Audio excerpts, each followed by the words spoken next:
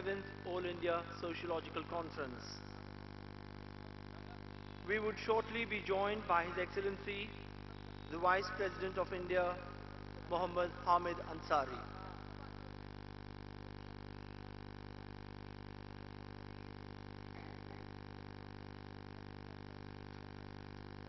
President of India is here. A warm welcome to His Excellency, Mohammad Hamid Ansari.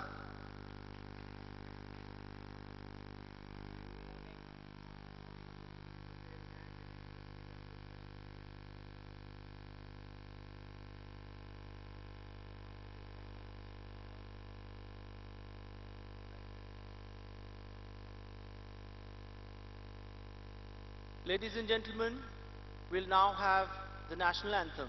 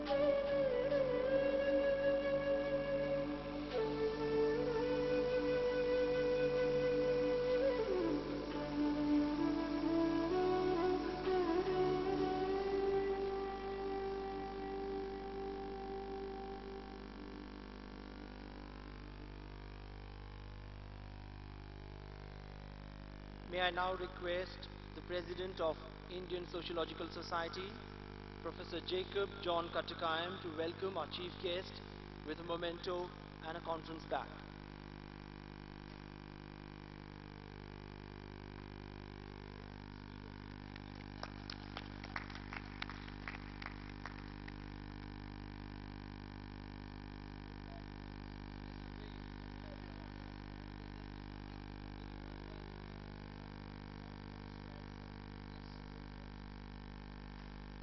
I would now request the Vice Chancellor of Jawaharlal Nehru University, Professor Sudhir Kumar Sofori, to formally welcome the dignitaries and the delegates of the conference.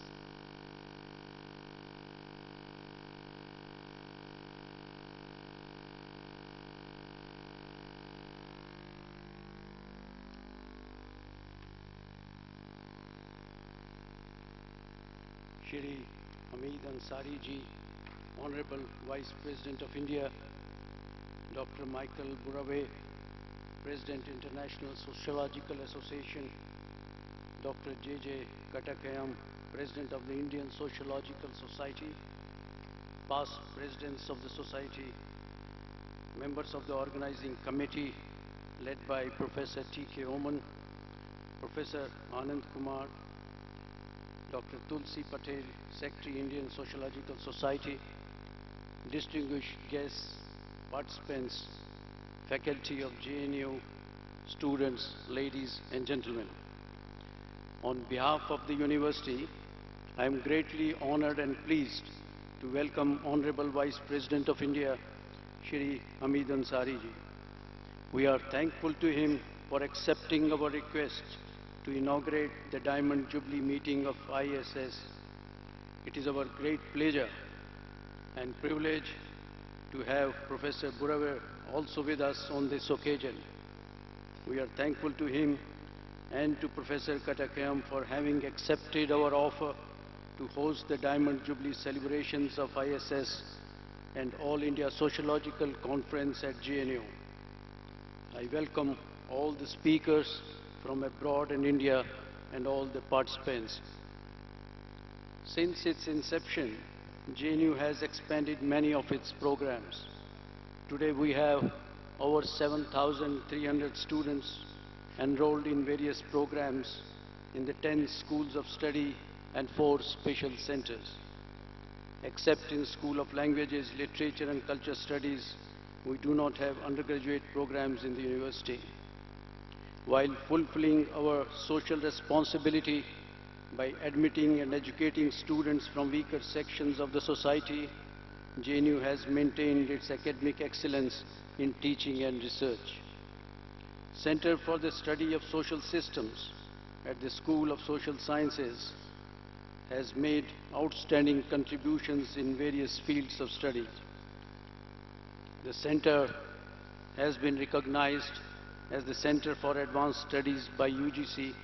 It also runs a global studies program and hosts Ambedkar Chair. The academic community and JNU itself is proud of its achievement, and the center is hosting this conference.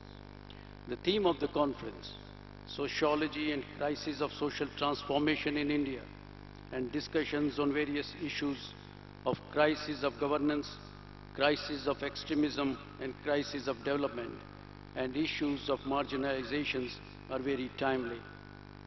With a large number of participants, we are sure that this conference will be a memorable, highly educational, and not to be missed event. We hope that this conference will help you generate knowledge to tackle the issues of crisis. I also expect that the deliberations in this conference will leave us with some concrete suggestions for further uplifting the programs in the field of sociology in the country and JNU in particular. In the end, I must let you know that we truly value your participation and support for this conference. Thank you so much for coming and for your attention. Thank you very much.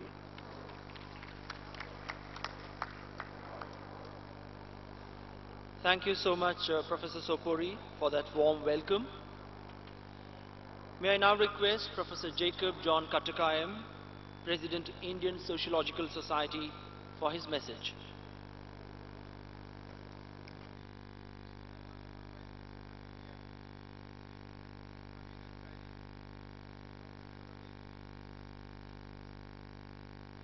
Your Excellency, the Honorable Vice President of India, Sri M. Hamid Ansari, President of the International Sociological Association, Professor Michael Barawi, esteemed Vice Chancellor, Professor Sudhir K. Sopori, Chairman of the Organizing Committee, Professor T.K. Umman, Secretary of the Indian Sociological Society, Professor Tulsi Patel, Organizing Secretary, Professor Anand Kumar, former Presidents of the Indian Sociological Society, distinguished guests, and my dear colleagues and students. This is a proud moment for us sociologists. The Diamond Jubilee celebrations of the Indian Sociological Society, our professional organization, which commenced early this year, is reaching its glorious culmination at this most befitting venue, the Jawaharlal Nehru University. You know that Indian Sociological Society was founded in 1951. 60 years back, exactly on the same date, December 11th, 1951, the Indian Sociological Society was registered in Mumbai. So actually we were planning to have the inaugural session yesterday, but luckily it has been postponed and we could commemorate and we will be able to remember the registration date, 11th December. So the Diamond Jubilee celebrations over the past 1 year has helped infuse fresh vigor into our society with the organizing of several workshops, seminars, and conferences in various parts of the country. The participation and contribution of young sociologists at these conferences has been particularly noteworthy and bodes well for the future of Indian Sociological Society and the sociology discipline in the years to come. Over the next 3 days of this year's conference, despite this being also an occasion for celebration for us, there is much more us to mull over and discuss seriously because of the particular theme we have chosen and its crucial relevance to the future of India. I also draw your attention to the sixth theme-based Diamond Jubilee volumes titled Studies in Indian Sociology and the seventh volume, Indian Sociology Over the Years, published by the Indian Sociological Society and SAGE, which is going to be released by His Excellency soon.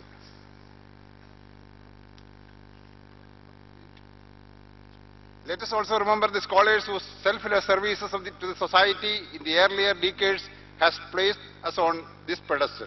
Year after year, sociologists and universities from every part of this country have joined hands to help carry forward ISS activities, whether it is the hosting of the annual conferences or smooth functioning of research committees.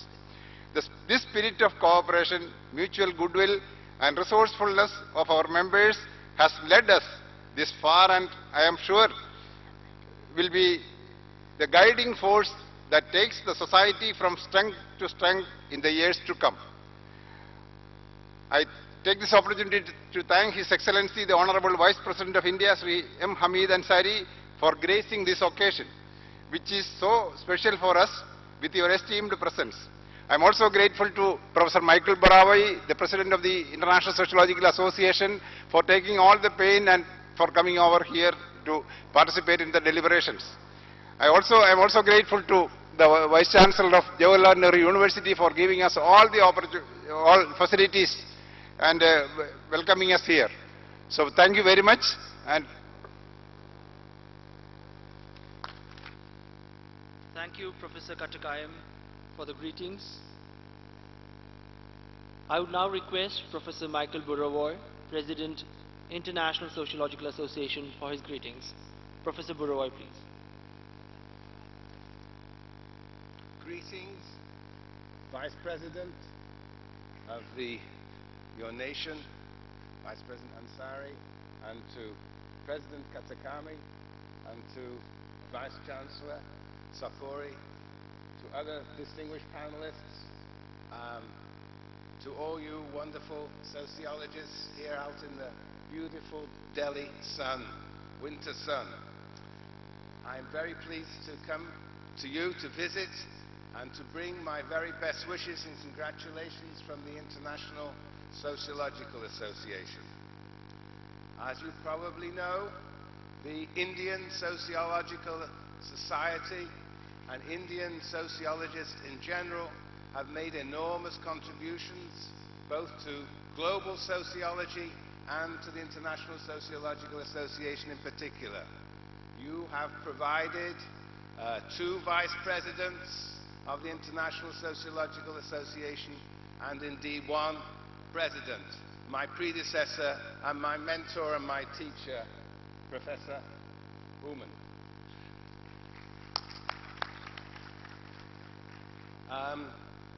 You have had a long and distinguished career. The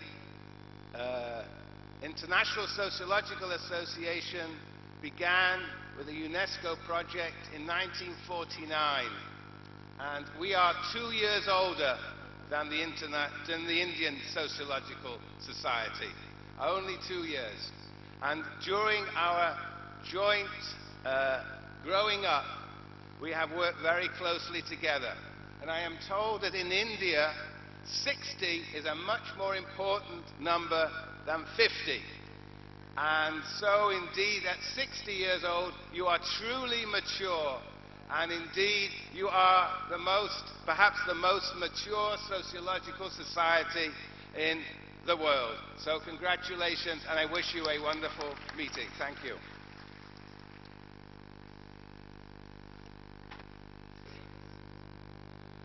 Ladies and gentlemen, we now move on to the next segment of this inaugural program, wherein we have the release of the Diamond Jubilee volumes of the Indian Sociological Society, honoring of past presidents of Indian Sociological Society, presentation of Lifetime Achievement Awards, and release of the special Diamond Jubilee issue of the Sociological Bulletin and the Members' Directory. I would now request Mr. Vivek Mehra, CEO and Managing Director of Sage Publications to come onto the dais, please, and present the 7 Diamond Jubilee volumes of ISS to the Vice President for release. Mr. Mehra, please.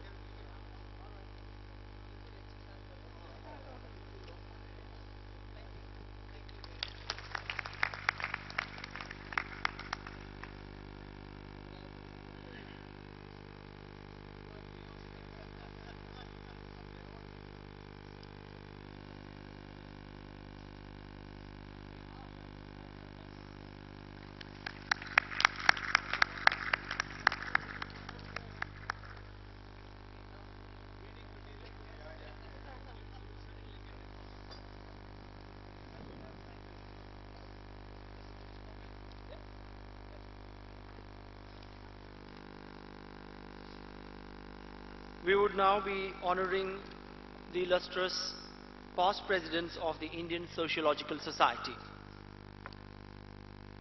I would now request Professor A.M. Shah to come onto the dais, please.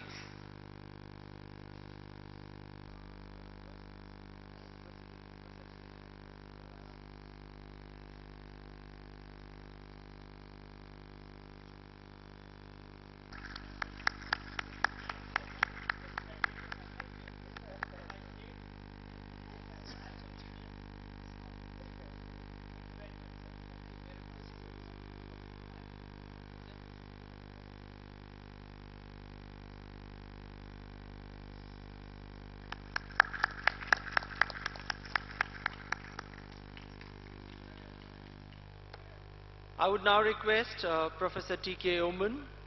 Well, he's already on the dais. Sir, may I request you to please come in front of the dais to receive the presentation. And Professor Oman has been conferred with the Padma Bhushana in 2008.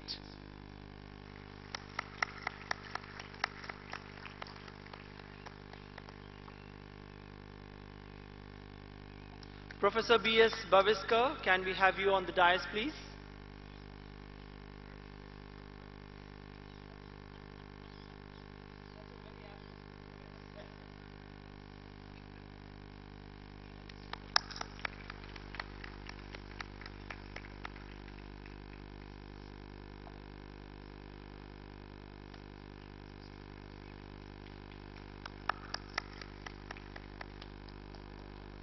I now request Professor D.N. Dhanagre to come onto the dais, please.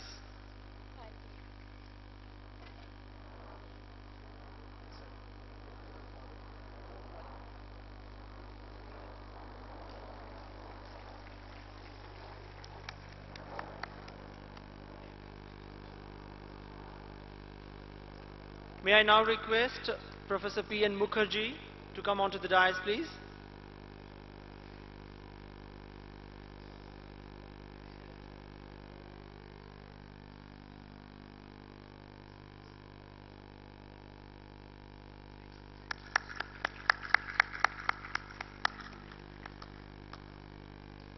Professor P.K.B. Nair, can we have you on the dais, please, sir?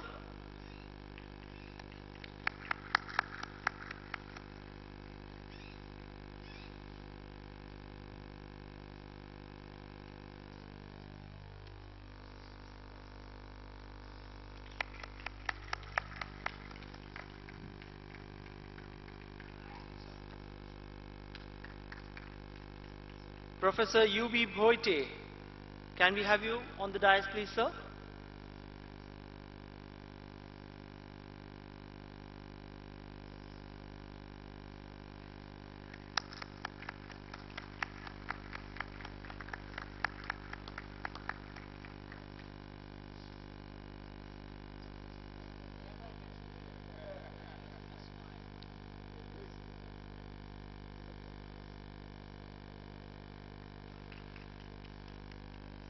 Ladies and gentlemen, we now move on to the Lifetime Achievement Awards.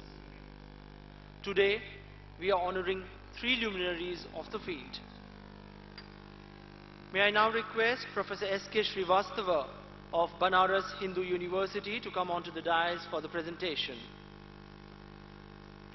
Professor Surendra Kumar Srivastava has made a significant contribution to a nuanced understanding of the dynamics of changing rural structures in India through his wide-ranging research engagements.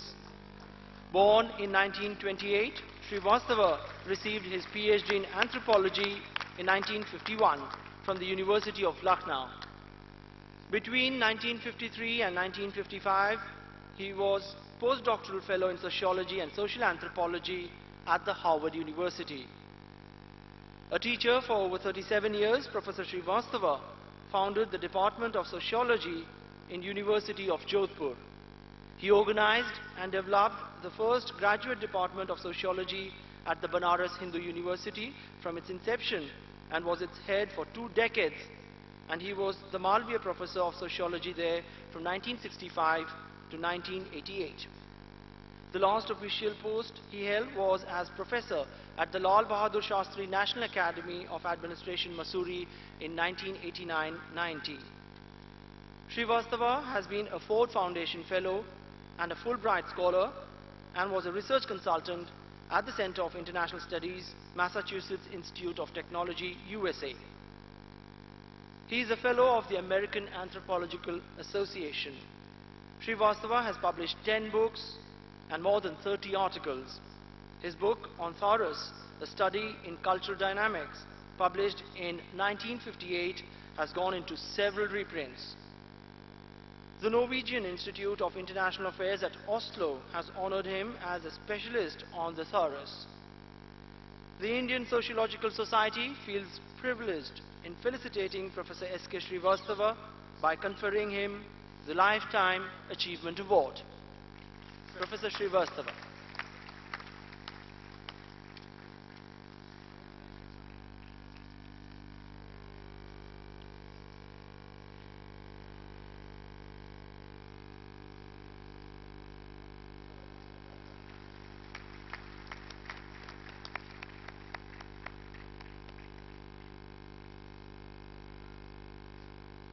I now request Professor P.K.B. Nair of Kerala University to come onto the dais for the presentation.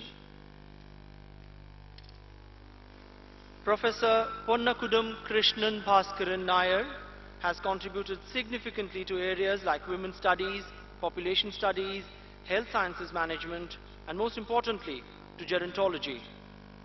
He is a former president of the Indian Sociological Society and currently he is chairman Center for Gerontological Studies at Thiruvananthapuram. Born in 1929, Nair was first rank holder at the BA Honours examination of Kerala University. He received his PhD degree in sociology from the University of Pittsburgh.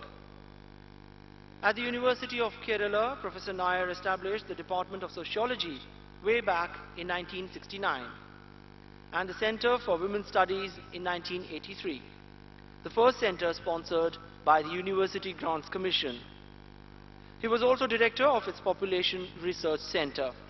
He established the Department of Sociology at Dibrugarh University in 1967. He founded the Kerala Sociological Society in 1971, the Indian Association of Social Sciences and Health in 2002, and co-founded the International Society for Equity in Health in 1999, headquartered in the US. The Center for Gerontological Studies, which he established in 1983, is a pioneer in the field. Nair's research contribution to sociology includes over 60 papers and 6 books, including the bestseller, Sociology in India. He has guided 27 students for the PhD degree. Nair has received many honors, Fulbright, Ford, and Carnegie Fellowships, the French government's award for internationally renowned scientists, and HelpAge India's Golden Award for outstanding contribution to the field of aging. The Indian Sociological Society feels privileged in felicitating Professor P.K.B. Nair by conferring the Lifetime Achievement Award. Professor Nair.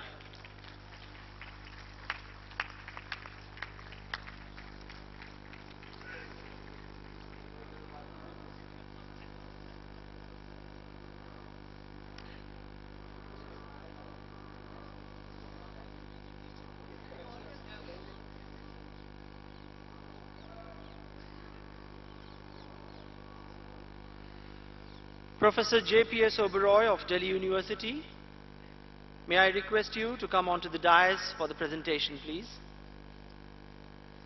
An internationally renowned social anthropologist, Professor Jitendra Pal Singh Oberoi's brilliant interventions in the sociology of science and sociology of religion, and his engagement with other cultures, including his early fieldwork in Afghanistan, have made him one of the leading scholars in the discipline and in the academic world in India. Professor J.P.S. Oberoi was born in 1934 in pre-partition Lahore. He received his BSc degree in engineering from London in 1955, MA in economics from Manchester in 1958, and a PhD from Australian National University, Canberra in 1965. He was Professor of Sociology at the Delhi School of Economics, University of Delhi from 1968 to 1999. He has written over the years a notable critical trilogy on the sociology of science published by the Oxford University Press, Science and Culture in 1978, The Other Mind of Europe in 1984, and European Modernity in 2002. He received the Hocart Prize and the Horniman Scholarship, Royal Anthropological Institute, London in 1958, and the Swami Pranavananda Saraswati Award, University Grants Commission, New Delhi. He has been a visiting professor and delivered a wide variety of papers, lectures, and talks illustrating the semiological method in social and cultural studies in Asia, Oceania, and the West in universities and institutions in Britain, US, France, Germany, Switzerland, Poland, West Indies, and Australia. And in Australia, he started his teaching career as a lecturer in social anthropology at Monash University. He was director, Delhi School of Economics, and was a national fellow of the Indian Council of Social Science Research and a fellow at the Indian Institute of Advanced Study, Shimla. The Indian Sociological Society feels privileged in felicitating Professor J.P.S. Oberoi by conferring the Lifetime Achievement Award. Professor Oberoi, please.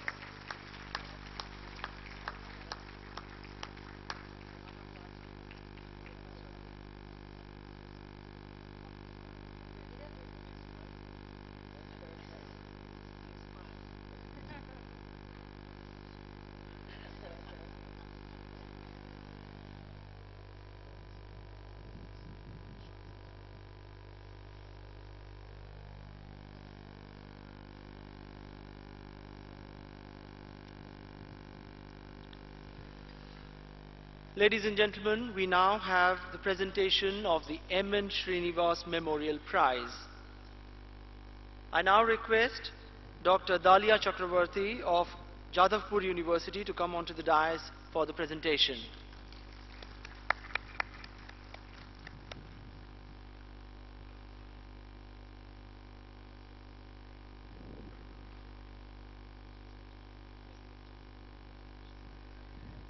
Please, ma'am, this side.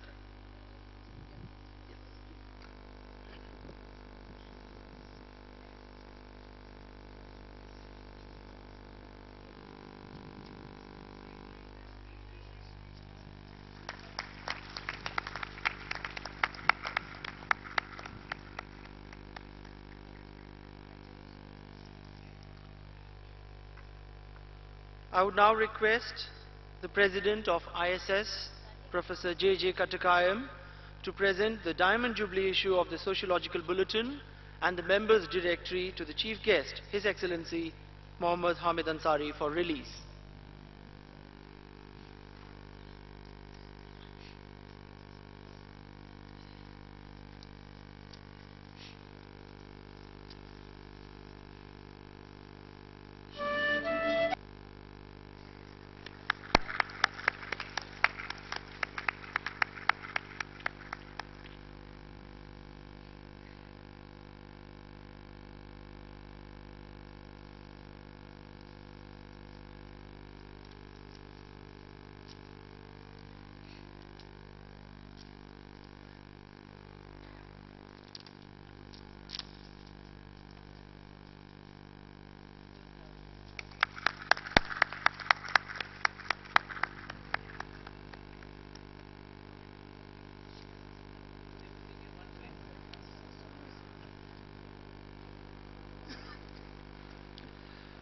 Thank you so much, His Excellency Mohammad Hamid Ansari, for all the presentations.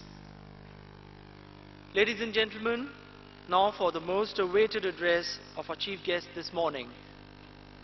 May I now request His Excellency Mohammad Hamid Ansari for the inaugural address. Sir.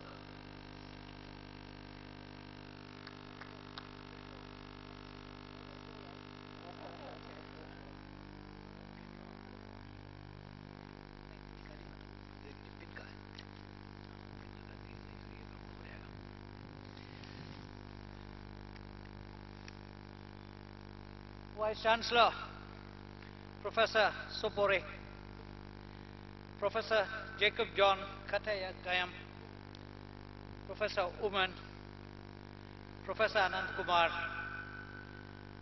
Professor Michael Boroway, Professor Tulsi Patel,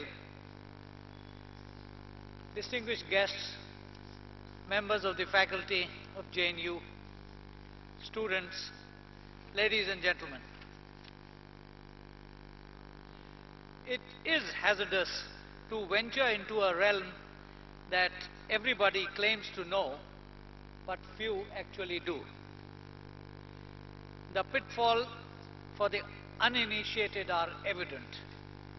Nevertheless, I would be audacious and admit that it is a privilege to be invited to inaugurate the Diamond Jubilee Conference of the Indian Sociological Society.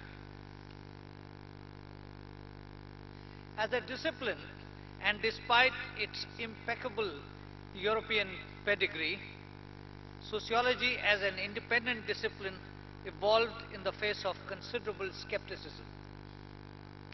Early in the last century, Henry Ford of Yale University cautioned that those who yield to its plausible pretensions go astray. 2 decades later, Reed Bain of Miami University denounced sociology for its inaccuracy, indefiniteness, and terminological confusion, and called sociologists as scientific charlatans. Similar views were expressed elsewhere also. That phase is now over. Sociology is today seen as a vital tool in understanding societies and the ongoing social changes. Indian sociology is distinguished by its grounding in Indian reality and the diversity in its scope of research. Great names like G.S. Ghurye and M.N. Srinivas have been associated with it. Today, it is a subject of study and research in over 50 universities and in many research institutes. The Diamond Jubilee Conference of the Indian Sociological Society is thus timely, with its focus on the social transformation in India and issues emanating from it. The sociologist, in a word, has become indispensable to the process of governance and management. Friends, the world has been transformed in the past 2 decades. The changes span global and national, political, economic, and social order, resulting in decreased salience of national sovereignty, of traditional social institutions, and established patterns of political and economic activity. This period has witnessed significant advancement in scientific and technological knowledge and achievement of gross prosperity unparalleled in human history. This prosperity coexists with unprecedented inequalities. The resulting tensions between and within nations in terms of material advancement and prosperity is all too evident. As societies struggle to respond to these challenges, they call upon sociologists to decipher what Emil Durkheim called material and non-material social facts and the related issues of social stratification and problems emanating from it. A long time back, the Greek historian Plutarch had observed that an imbalance between the rich and the poor is the oldest and the most fatal ailment of all republics. All over the world, one hears today the cry of the common man protesting against the exclusion of the majority from accessing the benefits of economic growth and prosperity engendered by globalization of financial markets, economies, investment flows and processes. Real incomes of the top percentile across developed and emerging countries have grown disproportionately higher, exacerbating income inequalities. It is now clear that the system that has worked so well for the top percentile has delivered far less returns to others. This is not merely an economic phenomena related to income distribution and disparity of wealth. Social inequality is a reality with differences in status, opportunity and power, and the absence of an overarching framework of social justice. It has its own impact on levels of human development. It is known that social disparities are not always congruent with economic inequality and that differences in power and status can chart through non-economic realms. Social and occupational stratification work as much to constrain opportunities and life chances of individuals as economic factors. Inequality is a problem in the long run, especially when it kills aspiration for personal and social betterment.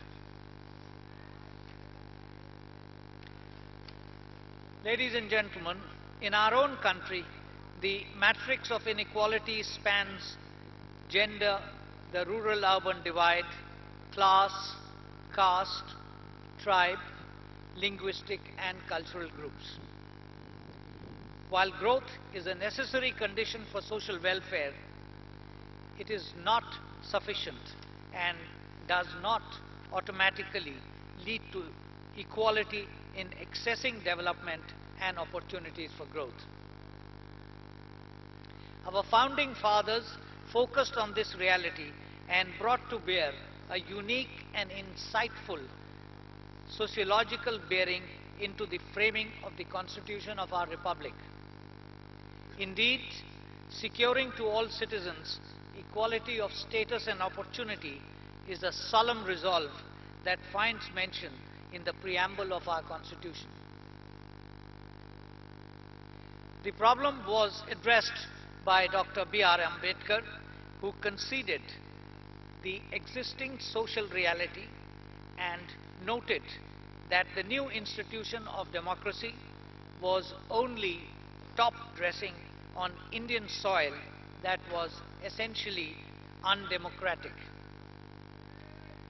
He emphasized that an essential ingredient of constitutional morality was ensuring that political democracy is followed by social democracy, a way of life which recognizes liberty, equality and fraternity as the principle of life, forming a union of trinity where to divorce one from the other is to defeat the very purpose of democracy. Thus, the Indian state has on one hand focused on affirmative action and provision of a social safety net for those marginalized, while on the other, move to improving the capabilities of citizens to be more productive through skills and improved infrastructure. 6 decades later, it would be valid to raise two questions. One, to what extent have we succeeded in ushering in social democracy and nurturing the seeds of social equality and social justice? And two, how far has the state progressed in meeting its constitutional and moral duty to expand opportunities for those left behind? The answer to both demands a sociological inquiry and is the subject matter of this conference. The second issue that I would like to deal with is the increased salience of urban sociology. Social evolution in today's world is closely related to urbanization and economic progress, a linkage that is underappreciated. Over half of humanity lives in urban spaces today. Today, there are 21 mega cities, with 3 of them in India: Delhi, Mumbai and Kolkata. As a matter of fact, Delhi and Mumbai are 2 of the world's 4 cities with population of over 20 million. The 21st century indeed would be an urban century. Urbanization and urban migration have transformed social space and social time and left its imprint on the spatialization of social order. It is an arena demanding sociological study of the pulls and pressures of individual citizenship and community living in cities, dichotomy of gated communities and sprawling slums, of conflicts centered on domicile and migration, culture and language, religion and profession.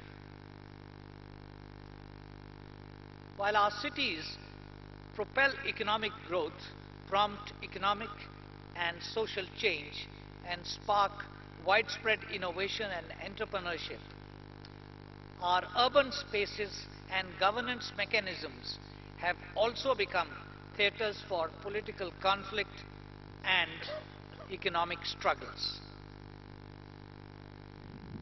While critics speak of elite capture of our urban spaces and indeed all urban commons, others bemoan the exclusionary urbanization. Others bemoan that exclusionary urbanization is benefiting certain social groups to the detriment of others. Urbanization has also led to unique forms of identity assertion and political mobilization amongst competing claims. These emerge from diverse social, political and linguistic groups seeking to appropriate urban spaces and opportunities for social and economic advancement.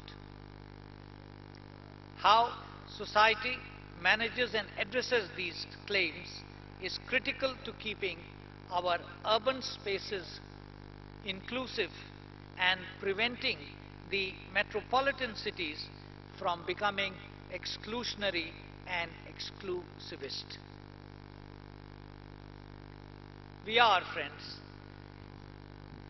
We do need a public debate to ensure that our urban spaces remain national in character, that there is transparency and inclusiveness in urban governance, and so that our cities do not succumb to narrow sectarian monopolies. It is here that urban sociology can help us understand the latent social and political stimuli and tectonic movements before pent-up subterranean social pressures erupt in an earthquake. Finally, ladies and gentlemen, I would like to note the emerging influence of public sociology, of this trend of a multiple public dialogue amongst sociologists, between sociologists and the general public, and within the general public in the country. The professional sociologist has moved beyond being a catalyst of public debate and has, in some instances, moved to take on the mantle of a civil society activist with a view to inform public and government and bring about changes in policy. The sociologist has, in such instances, also taken the mantle of mediating between the citizen and the state, and as a result, empowering the former and bestowing greater legitimacy on the latter. Though this phenomena is welcome, it has its critics who feel that public sociology delegitimizes the discipline and could politicize, corporatize, or even dumb down the subject. Yet, one must welcome this trend of public sociology that has resulted in a better informed, rational, and vibrant public space going beyond regional and national confines. It is also the correct response, especially when common citizens feel disempowered and dehumanized while facing the relentless onslaught of technology, globalization, and the might of the market and of the state. I hope that the post-conference seminar in Kerala later this month would debate this aspect in some details. It remains for me to thank this distinguished gathering for a patient hearing. I once again congratulate the Society on the occasion of its Diamond Jubilee, and I thank the Vice Chancellor and Professor Umen for inviting me to this occasion. Jai Hind.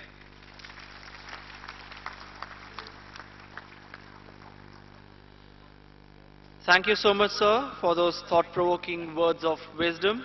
Thank you. I would now request Professor Anand Kumar, Organizing Secretary of the conference, to offer a vote of thanks.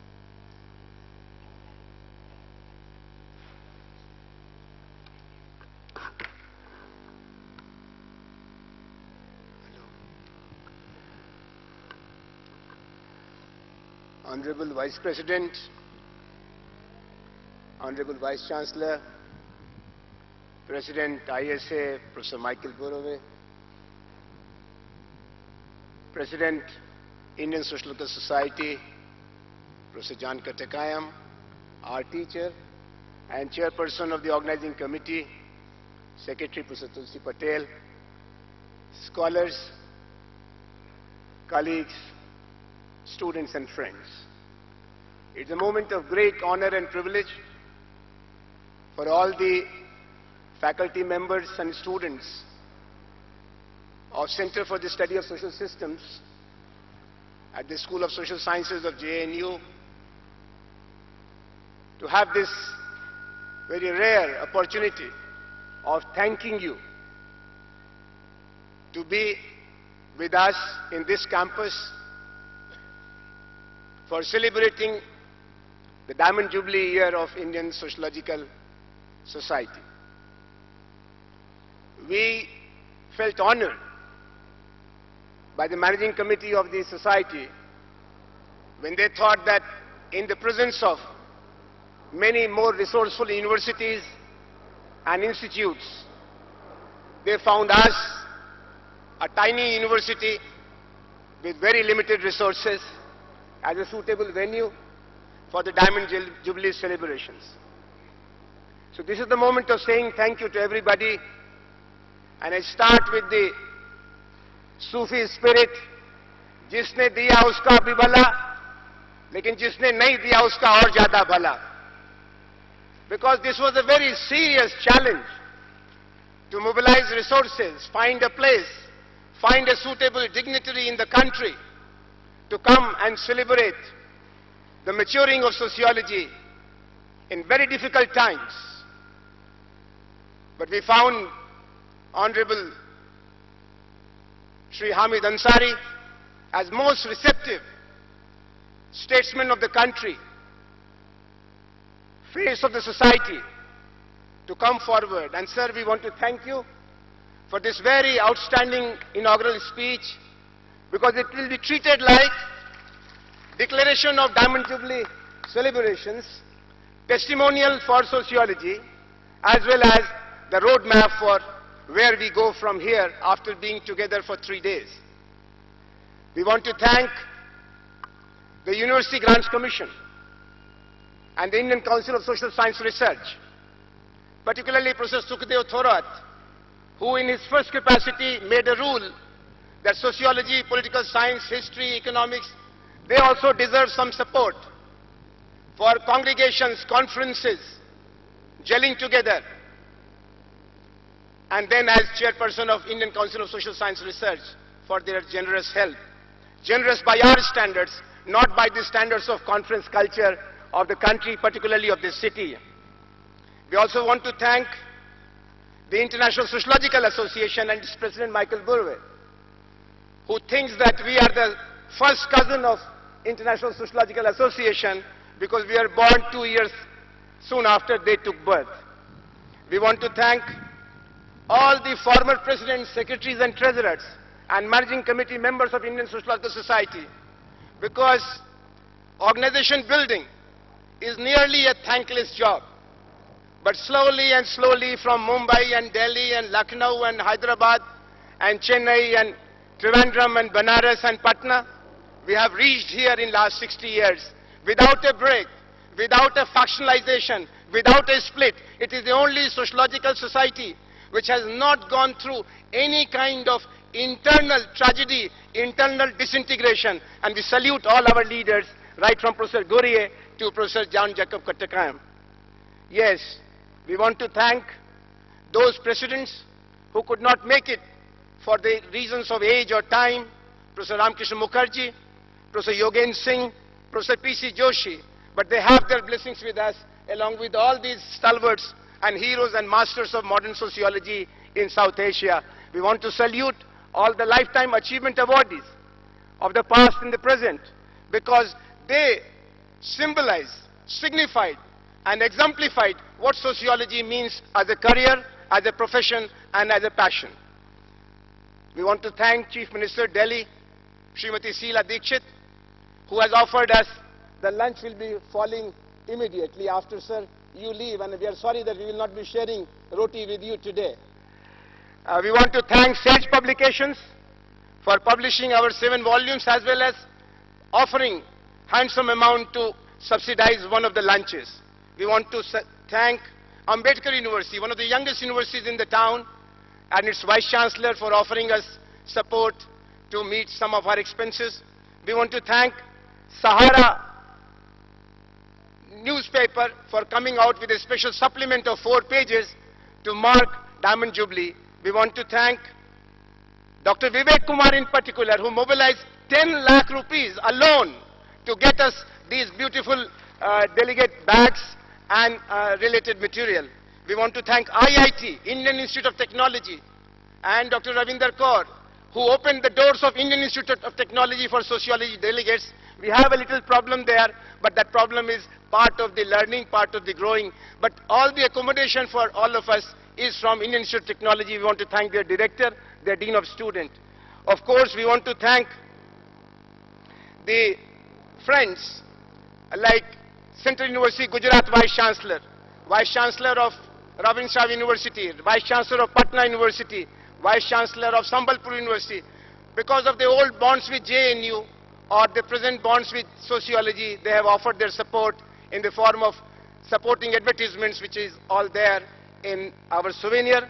And you will see all others also who have given their little bit of contribution to make us survive the challenges of Mahangai and challenges of prices, and I think they all deserve our thanks. But this all is in need of one more recognition. Why sociology and sociologists are on the margin? And I think we all got answer from Kabir, who said that sadhu dekho jag baurana, sadhu dekho jag baurana, saach kahe to maran daude, jhoot kahe patiana. Because sociology is an engagement with truth, objectivity, critical appreciation of reality. Therefore, sociology is always treated with a bit of fear, and that fear is converted into benign neglect. We hope that with this clarion call of our Vice President of India, through this Diamond Jubilee lecture, the country, the funders, the corporate sector will recognize the relevance of funding sociology, and the Vice Chancellors and the academic councils and the University Grants Commission will also review their attitude towards social sciences. And this is the time to thank Vice Chancellor of Jawaharlal Nehru University and the administration of Jawaharlal Nehru University. They came out very generously to help us. We want to thank Faculty of Social Science. They have allowed us to take over. There is a movement for takeover of Wall Street. It is not really growing anywhere, but we have taken over the whole university. All the buildings are at our disposal for next 3 days. We want to thank you, sir. We want to thank the Dean of Social Sciences. We also want to thank all the chairpersons. And last but not the least, I have to thank the students of Center for the Study of Social System who have taken it over on their shoulders, this very difficult responsibility of hosting 1,500 plus very talented, brilliant, outstanding, committed people who have come here as delegates. And when we come for a conference, generally overnight we become Baratis. So I have told them that if they are our guests, we have to be like Gandhiji's Bandar.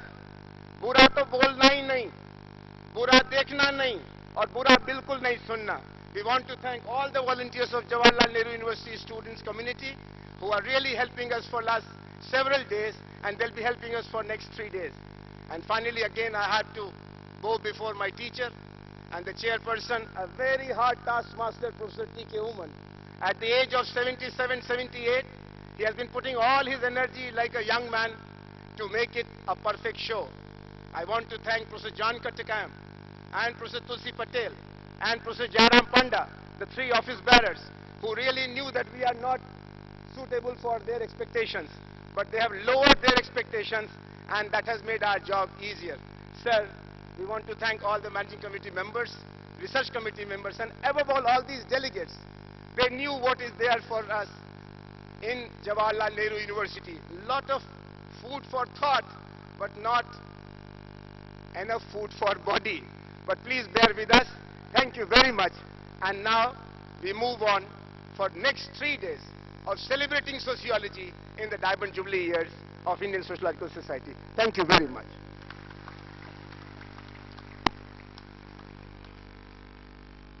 Thank you, Professor Kumar. Ladies and gentlemen, may I now request you to please rise for the national anthem.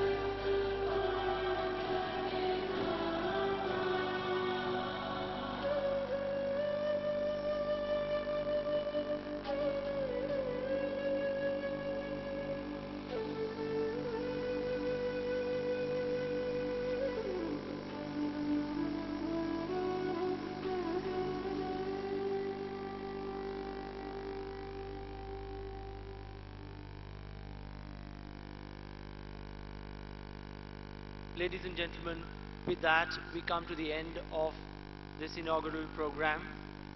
The Honorable Vice President would now depart, and the program will continue with the eagerly awaited presidential address by Professor Jacob John Katakayam.